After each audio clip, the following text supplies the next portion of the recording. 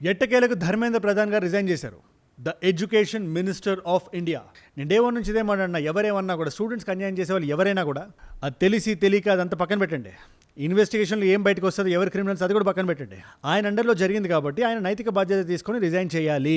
And అల్టిమేట్గా అదే జరిగింది. ఆయన 2 పేజ్ ట్వీట్ ఒకటి రాశారు, హిందీలో రాశారు. ఒకసారి మనం దాన్ని చదువుతాం. ఒకసారి. గత 40 ఏళ్ళుగా నేను స్టూడెంట్స్కి నా జీవితాన్ని డెడికేట్ చేశాను. స్టూడెంట్స్ సెంటిమెంట్ ఏదైతే ఉంటుందో దాన్ని నేను రెస్పెక్ట్ చేస్తాను. నా పొలిటికల్ లైఫ్ కానీ సోషల్ లైఫ్ కానీ స్టూడెంట్స్ డ్రీమ్స్ ఏవైతే ఉంటుందో దాన్ని ఫుల్ఫిల్ చేయడం ఏదైతే ఉందో అది నా కర్తవ్యంలా నేను పెట్టుకున్నా. వద్దాం ఆయన చాలా పాయింట్స్ రాశారు, అన్నింటికి వద్దాం మనం. హౌఎవర్, నీట్ ఎగ్జామ్లో జరిగిన ఇర్రెగ్యులారిటీస్ ఏవైతే ఉన్నాయో అది నా దృష్టికి వచ్చింది May 3 జరిగిన ఎగ్జామ్ తర్వాతే. కాకపోతే అప్పుడు మా ప్రయారిటీ ఏముంది యాజ్ గవర్నమెంట్, ఇమీడియట్గా ఇంకో ఎగ్జామ్ కండక్ట్ చేసి స్టూడెంట్స్కి ఇంకొక సంవత్సరం వేస్ట్ అవ్వకుండా ఇంకోటి క్రియేట్ చేయాలి, ఇంకో రిజల్ట్స్ రావాలి అని చెప్పి 16th రిజల్ట్స్ ఏవైతే వచ్చాయో ఆ రోజున చాలా మంది మెరిటోరియస్ స్టూడెంట్స్ ఎవరైతే ఉన్నారో దిగువ మధ్యతరగతి కుటుంబాల నుంచి వచ్చిన వాళ్ళకు కూడా ర్యాంక్స్ వచ్చి చాలా మంది హ్యాపీగా ఉన్నారు. కానీ ఈ పీరియడ్లో ఈ స్టూడెంట్స్ బలహీనతని కొంతమంది ఎజెండా ఉండేవాళ్ళు వాడుకుందాం అనుకున్నారు, ఆబ్స్టకిల్స్ క్రియేట్ చేయడానికి అటెంప్ట్ చేశారు. నాకు చాలా బాధను కలిగించింది. నేను డే 1 నుంచి రెస్పాన్సిబిలిటీ తీసుకున్నా, ఏ రోజు నా తలని నేను తిప్పలేదు. These are all his words. గత 10 రోజులుగా ఏదైతే జంతర్ మంతర్లో జరిగిందో నాకు పర్సనల్ రిగ్రెట్ని కలిగించింది, పర్సనల్ డిస్ట్రెస్ని కలిగించింది. ఇప్పుడు ఈ స్టూడెంట్స్ ఎవరైతే ఉన్నారో వాళ్ళని కన్ఫ్యూజన్లో లేకుండా ఉంచడానికి, జాగ్రత్తగా వినండి, కన్ఫ్యూజన్లో ట్రాప్ అవ్వకుండా ఉండనివ్వడానికి నేను నైతికంగా బాధ్యత తీసుకొని రిజైన్ చేస్తున్నా అని ఆయన పారాగ్రాఫ్ రాసి ఎండ్ చేశారు. ఇక్కడ నేను చెప్తున్నాను కదా, ఈ ఎజెండా ఉండే వాళ్ళకి, పొలిటికల్ అంబిషన్స్ ఉండే వాళ్ళకి ఎవరు మీరు పోడియం క్రియేట్ చేశారు? అది మీరే కదా. డే 1 మనం నైతికంగా బాధ్యత తీసుకొని ఉంటే ఇవాళ ఇది క్రియేట్ అయ్యేది కాదు. ఇది నేను చెప్పిన మాట కాదు, అన్నమలయ్య గారు చెప్పారు. ఇది మనం ఎంతకాలం సైలెంట్గా ఉన్నామో అది మన మీదే పడింది. అది ఈ గ్యాప్ క్రియేట్ అయింది. నిజంగా కోపంగా ఉండే స్టూడెంట్స్ స్ట్రీట్స్ ఎక్కడానికి కారణమైంది. ఇప్పుడు ఆ కోపాన్ని చాలా మంది వాడుకున్నారు, బట్ అది క్రియేట్ చేసింది ఎవరు? That is the point here. దీని చుట్టూ జరుగుతున్న రాజకీయాన్ని మనం మాట్లాడాలి. ఇన్ఫాక్ట్ ఈ వీడియోని ఇక్కడ నుంచి మీరు చూసే వీడియో ఏదైతే ఉందో ఆయన రాజీనామా పత్రం ఇచ్చే 2 గంటల ముందు నేను షూట్ చేశాను. కానీ మీరు ఆయన రాజీనామా ఇచ్చిన లెన్స్ నుంచి ఈ వీడియోని కానీ మీరు చూడగలిగితే ఒక కొత్త పర్స్పెక్టివ్ కనబడుతుంది. గత 24 గంటలుగా అందరూ ఏమంటున్నారు, కాంగ్రెస్ పార్టీ ఏమంటుంది, బీజేపీ ఏమంటుంది, సీజేపీ ఏమంటుంది, స్టూడెంట్స్ ఏమంటున్నారు, అన్ని సైడ్స్ నుంచి పాయింట్స్ని మీ ముందు పెడతాను. నేను వీడియోలోకి వెళ్ళిపోతాం ఫస్ట్. బట్ ఆయన రాజీనామా అయితే చేశారు. ఇండియన్ ఎడ్యుకేషన్ సిస్టంలో చేంజ్ వస్తుంది. గత 24 గంటలుగా చాలా ఇంపార్టెంట్ విషయాలు 3 జరిగాయి. నరేష్ పాల్ గంగోర్ గారు అని చెప్పి ఆయన ఐఏఎస్ ఆఫీసర్, ఆయన్ని కొత్త ఎడ్యుకేషన్ సెక్రటరీగా అపాయింట్ చేశారు. అదే పొజిషన్లో ఇప్పటి వరకు ఉన్న వినీత్ జోషి గారిని, ఆయన మీద చాలా ఎలిగేషన్స్ ఉన్నాయి, పంచాయతీరాజ్కి సెక్రటరీగా మార్చారు ఆయన్ని. ఇదే కాకుండా ఎన్టీఏ సంస్థ నుంచి 47 మందిని అన్కండిషనల్ గా సస్పెండ్ చేసి పడేశారు. ఏదైతే ఎన్టీఏ గురించి మాట్లాడుతున్నాం, ఈ సంస్థ వచ్చిన తర్వాతే నీట్ పేపర్కి సంబంధించి ఇన్ని లీకులు జరుగుతున్నాయి. సరే, దీన్ని కాసేపు మనం పక్కన పెడదాం. జూన్ 28న సోనం వాంగ్చుక్ గారు ఫాస్టింగ్ మొదలు పెట్టారు కదా, ఈ ఫాస్టింగ్ నేను ఎండ్ అయింది. బట్ అక్కడ ఎండ్ అవడంతో కాదు సమస్య వచ్చింది. ఆయన ఎండ్ చేసిన తర్వాత ఇమ్రాన్ మసూద్ గారు అని చెప్పి ఆయన ఉత్తరప్రదేశ్కి సంబంధించిన కాంగ్రెస్ ఎంపీ, ఆయన బయటకు వచ్చి సోనం గారు బీజేపీతో కుమ్మక్కయ్యారని, ఇద్దరు మంచి డీలింగ్ ఏదో చేశారని, అందుకనే జేపీ నడ్డా గారు ఆధ్వర్యంలోనే ఫాస్ట్ ని బ్రేక్ చేశారని చాలా పెద్ద పెద్ద డెలిగేషన్ చేశారు సోనం గారి మీద. अन्ना पार्ट 2 12 साल अन्ना खामोश हो गए, अब वांगचुक साहब खामोश रहेंगे. कल डील कर रहे थे आप सरकार के साथ, कोई छात्र भी था क्या वहाँ? आपकी अपनी डील हो रही है, आपने अपना डील करी है, इसके अलावा क्या है सरकार के साथ? ఇన్ఫాక్ట్ సీజేపీ ప్రొటెస్టర్స్ కూడా కొంతమంది ఆయన మీద ఇలాంటి మాటలు చెప్పేసరికి ఆయన ఒక 25-minute వీడియోని రిలీజ్ చేశారు. అందులో కేటగారికల్గా 18వ తేదీన ఆయన డిటైన్ చేశారు కదా, ఆ రోజు నుంచి 24th జూలై వరకు ఏదైతే జరిగిందో, ఎలా జరిగిందో, ఆయన ఎందుకు ఏ పరిస్థితుల్లో ఫాస్ట్ని బ్రేక్ చేశారో, గవర్నమెంట్ ఆయన ఇచ్చిన కండిషన్స్లో ఏ కండిషన్స్కి ఒప్పుకుందో లిఖితపూర్వకంగా మేము రాసిస్తాం, మీరు మీ హంగర్ స్ట్రైక్ నాపండి అని చెప్పి జేపీ నడ్డా గారు చెప్పారు. సో కండిషన్స్ ఏంటి అవన్నీ కూడా మనం మాట్లాడదాం వీడియోలో, చాలా ఇంపార్టెంట్ అది.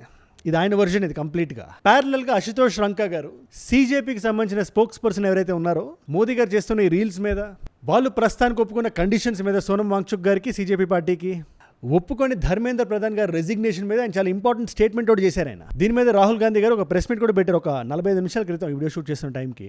ఆయన బయటకు వచ్చి హంగర్ స్ట్రైక్ చేసిన స్టూడెంట్స్ అందరినీ పట్టుకొని వచ్చి ఆయన అంటారు, ధర్మేంద్ర ప్రధాన్ గారిని ఎడ్యుకేషన్ నుంచి వేరే మినిస్ట్రీకి మారుదాని ప్రయత్నం చేస్తున్నారు రెసిగ్నేషన్ చేయకుండా, ఇది అన్అఫిషియల్గా ఆయన చెప్తున్నారు. ఇది అలా కూడా చేయడానికి మేము ఒప్పుకోము, మాకు 3 కండిషన్స్ ఉన్నాయి.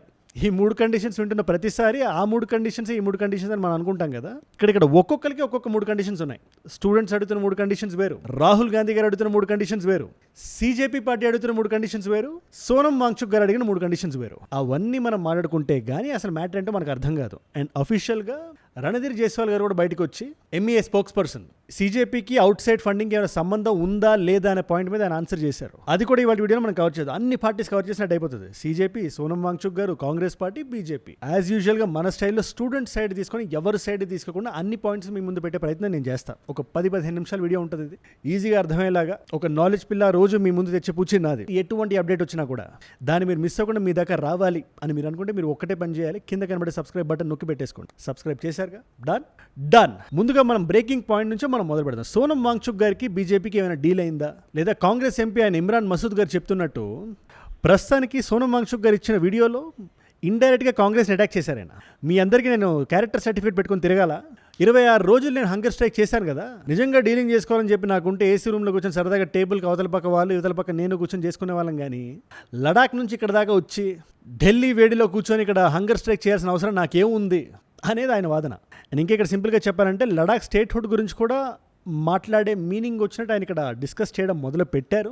But that's a different topic. దాని మీద నేను సెపరేట్ వీడియో నేను చేస్తాను, దాని మీద నా టేక్ ఏంటి అనేది. బట్ ఇక్కడ ఆయన చెప్తున్న విషయాలు మాత్రం ఒక వీడియోని రిలీజ్ చేశారు ఆయన.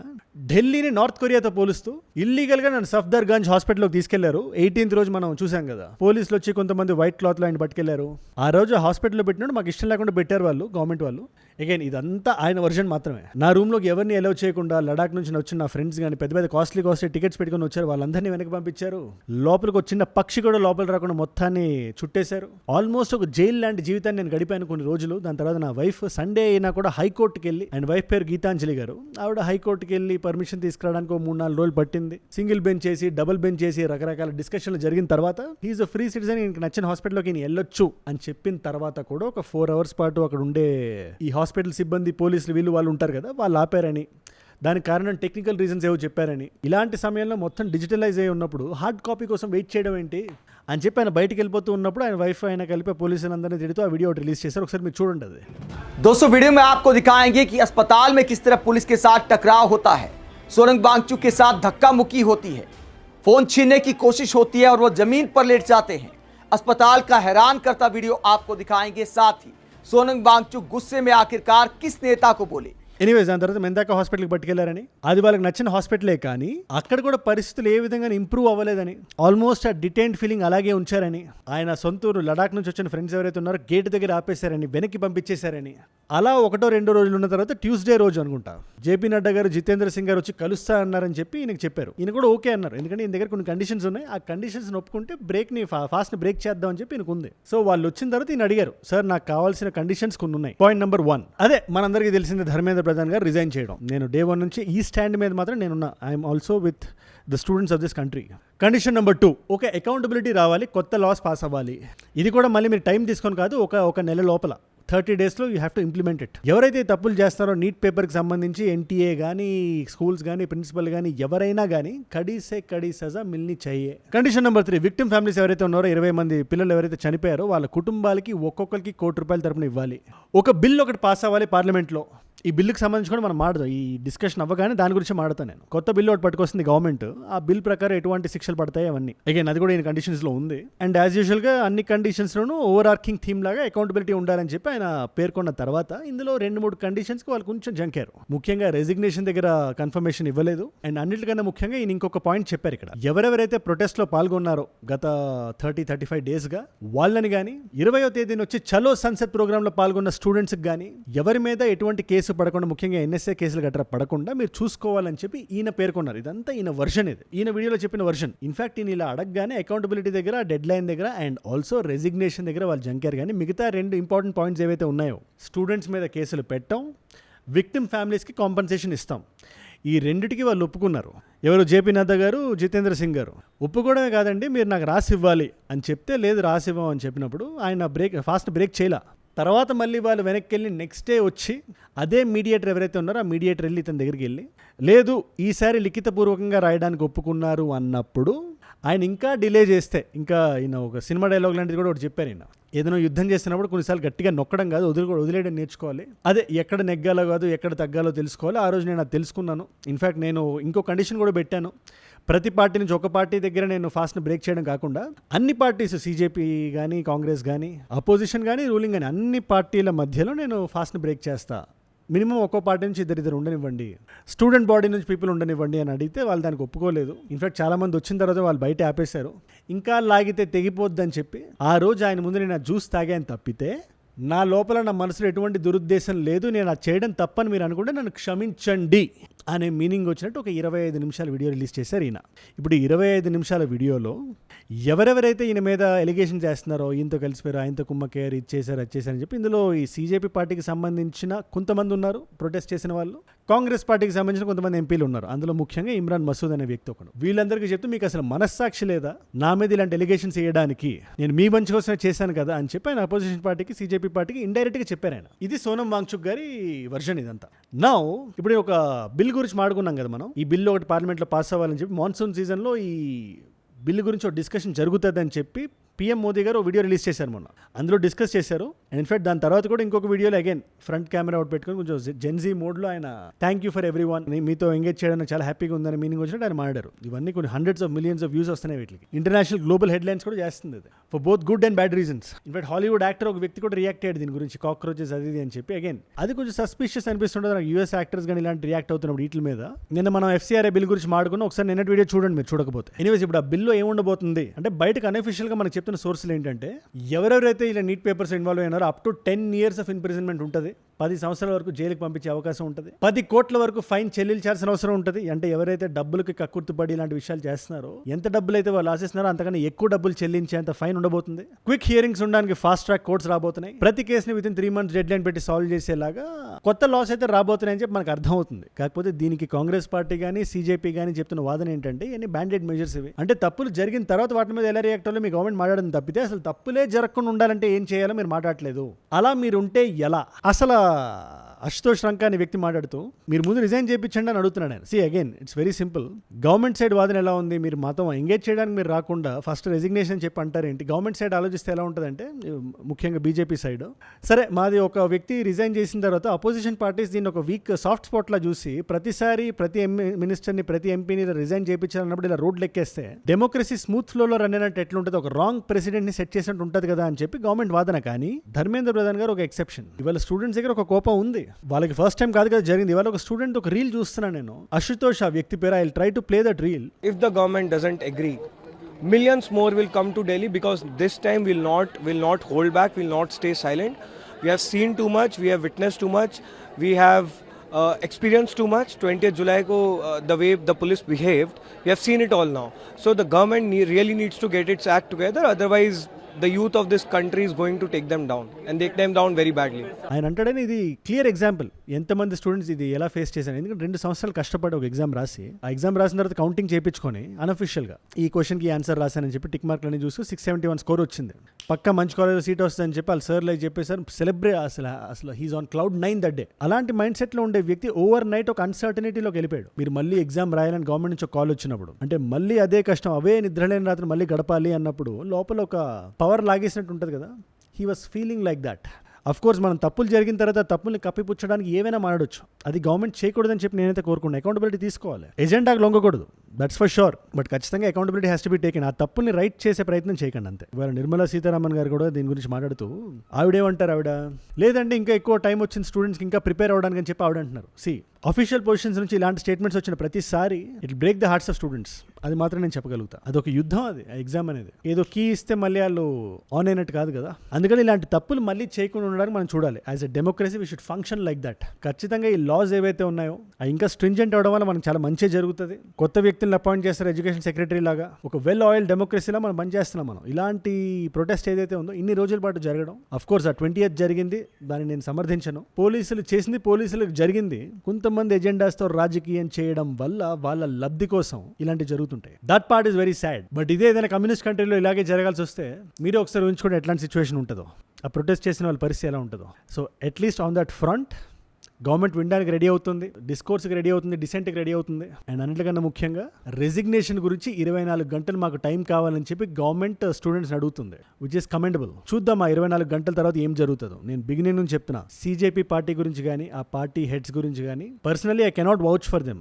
వాళ్ళు ఏంటో, వాళ్ళ అంబిషన్స్ ఏంటో, వాళ్ళ గోల్స్ ఏంటో నాకు తెలియదు. బట్ స్టూడెంట్స్ గురించి నేను నిలబడతాను. అందుకే సీజేపీ పార్టీ ఏమంటుంది, 24 గంటలు కాదు 48 గంటలు మీరు తీసుకోండి. ఈ 48 గంటల తర్వాత మీరు సరైన డెసిషన్ తీసుకోకపోతే దేశం అంతా ఒక పెద్ద కాల్ మేము ఇస్తాం, ఆ కాల్ ఏంటో మీకు చెప్పం కానీ మేము ఇస్తాం. నెక్స్ట్ ఎనివేస్ ఇప్పుడు మన కాంగ్రెస్ పార్టీ దగ్గరికి వస్తే రాహుల్ గాంధీ గారు right now last couple of డేస్గా ఆయన చాలా యాక్టివ్గా ఇన్వాల్వ్ అవుతున్నారు. ప్రెస్ మీట్ల మీద ప్రెస్ మీట్లు ఇస్తున్నారు. నిన్నటి ప్రెస్ మీట్లో ఆయన చెప్పిన మాటలు ఏంటి, పెలెట్ గన్స్ వాడకుండా మేము వాడట్లేదని చెప్పి ఢిల్లీ పోలీస్ మాకు చెప్పారు. బట్ ఈ స్టూడెంట్ మీద జరిగిన దాడికి కారణం ఎవరు, ఆ పెలెట్ గన్స్ షూట్ చేసింది ఎవరు అని చెప్పి ఒక వ్యక్తిని పట్టుకొచ్చారు. ఆ వ్యక్తికి పర్మనెంట్ డ్యామేజ్ ఒకటి జరిగింది కంటికి. దీని మీద ఒక ఇన్వెస్టిగేషన్ జరగాలి. I don't want comment on that. But ఆయన శరీరం మీద గాయాలు అయితే ఉన్నాయి. ఇవాళ హంగర్ స్ట్రైక్ చేసిన స్టూడెంట్స్ తో ఆయన వచ్చి స్టూడెంట్స్ కి 3 కండిషన్స్ ఉన్నాయి. ప్రతి ఒక్కరి దగ్గర ఫస్ట్ కండిషన్ ఒకటే, ధర్మేంద్ర ప్రధాన్ గారు రాజీనామా చేయాలి.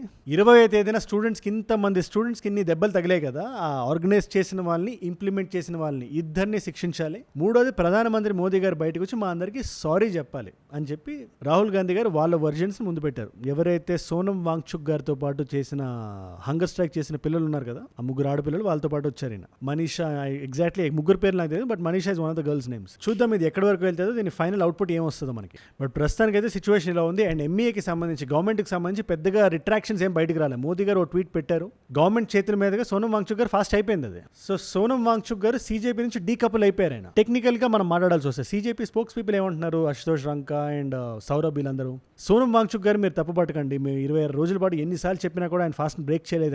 ఆయన సాలిడారిటీని క్వశ్చన్ చేయకండి అని చెప్పి వీళ్ళు అంటున్నారు. కానీ ఇదే సీజేపీలో మనం కొంచెం కిందకి వెళ్తే ఆయన మీద కొన్ని ఎలిగేషన్స్ వస్తున్నాయి. ఇన్ని రోజులు మా దగ్గర ఫాస్ట్ బ్రేక్ చేసి ఉంటే అయిపోయి ఉండదు కదా, ఏ రోజు బ్రేక్ చేయకుండా అలా బీజేపీ నాయకులు ముందు బ్రేక్ చేయడం వల్ల ఏమై ఉంటుందని చెప్పి వీళ్ళ వాదన ఇక్కడ. అండ్ కాంగ్రెస్ కూడా ఎలిగేషన్ చేసింది దాని మీద. ఇదంతా ఒక మెస్ అయితే ఉంది. అందుకని గవర్నమెంట్ బయటకు వచ్చి బహిరంగంగా ఎటువంటి డిస్కషన్ చేయట్లేదు. వాళ్ళ లోపలే ఇవాళ చాలా అంతర్మదన ఆవేదన ఉంది. ధర్మేంద్ర ప్రధాన్ గారిని ఏం చేద్దాం, ఒకవేళ మారిస్తే వేరే మినిస్ట్రీకి మారుద్దాం రాహుల్ గాంధీ గారు చెప్పినట్టు, లేదా రిజైన్ చేయించేద్దాం అన్కండిషనల్ గా. There is some talk going on. We get information these days from the government. There's some talk going on in Mr. Modi's cabinet that the solution is to move Mr. Dharmendra Pradhan from education to some other ministry. This is not acceptable to the students of India. It is not acceptable to anybody.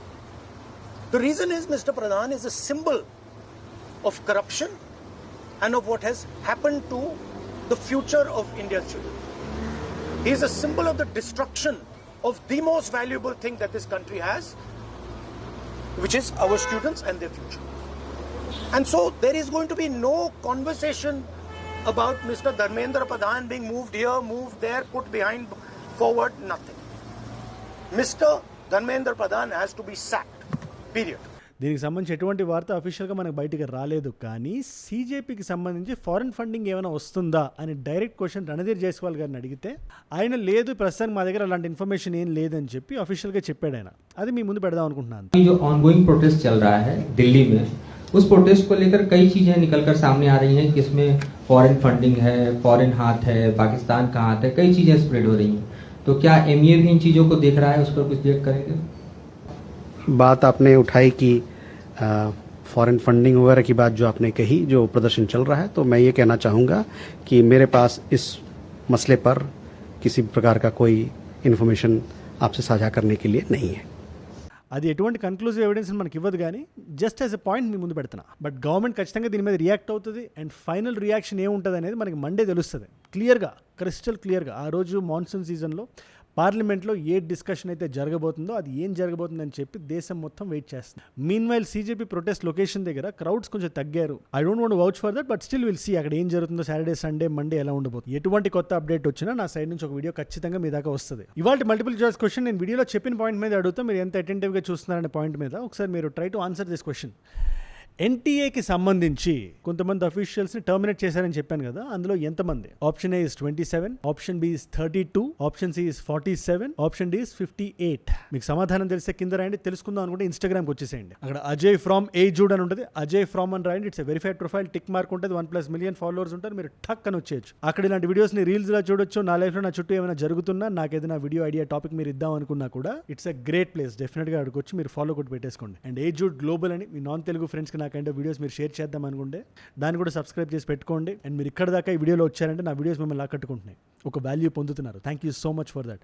మీరు ఇస్తున్న watch time, మీ retention ఉంది కదా, ప్రాణం పెట్టి నన్ను పనిచేయడానికి, రోజు నిర్భయంగా నిర్మోహమాటంగా మాట్లాడడానికి నన్ను ప్రేరేపిస్తుంది, ప్రోత్సహిస్తుంది. దానికి మీరే నా ప్రేరణ, యో మై ఇన్స్పిరేషన్. ఇన్ఫాక్ట్ మీరు ఇలా డైలీ చూడడం వల్ల ఎంతమంది కొత్త వాళ్ళు రీచ్ అవుతుంది అనుకుంటున్నారు? అలాంటి కొత్త వాళ్ళు కానీ మీరు కానీ ఉంటే అన్బయాస్డ్ ఒపీనియన్ ఈ టాపిక్ మీద కానీ ఏ టాపిక్ మీదైనా కానీ మీరు తెలుసుకోవాలి, ఒక నాలెడ్జ్ పిల్ల ఈ వీడియో మీ దాకా రావాలి అని మీరు అనుకుంటే మీరు ఒక్కటే విషయం చేయాలి, కింద కనబడే సబ్స్క్రైబ్ బటన్ నొక్కి పెట్టేసుకోండి. కొత్త వాళ్ళు ఎవరు చూస్తున్నా సబ్స్క్రైబ్ చేశారుగా, డన్. మీకోసం 2 వీడియోస్ పెడుతున్నా. ఇదే టాపిక్ మీద నిన్నేం జరిగింది, ముఖ్యంగా మోదీ గారి వీడియో మెసేజ్ ఏంటి అని మీరు తెలుసుకుందాం అనుకుంటే ఆ వీడియో ఇక్కడ ఉంది. లేదా అసలు 20వ తేదీన ఏం జరిగింది, చలో సంసద్ అప్పుడు ఢిల్లీ పోలీస్కి స్టూడెంట్స్కి మధ్య జరిగిన గొడవలో కొంతమంది ఎజెండా ఉండేవాళ్ళు ఉండడం వల్ల ఎటువంటి మెస్ క్రియేట్ అయింది అంటే ఆ వీడియో ఇక్కడ ఉంది. మీకే వీడియో ఇంట్రెస్ట్ ఉంటే ఆ వీడియోని చూడండి. నేను మళ్ళీ మిమ్మల్ని రేపు ఇంకో వీడియోతో కలుస్తా. మనందరం కలిసి పెరగాలి, కలిసి ఎదగాలి. Let us all grow together. Let us all rise together. Rise above ignorance, rise above arrogance, rise above hate. Jude ante manam. Jai Hind, Jai Bharat, Jai Anjaneya. Om Namah Shivaya. Jai Bharat.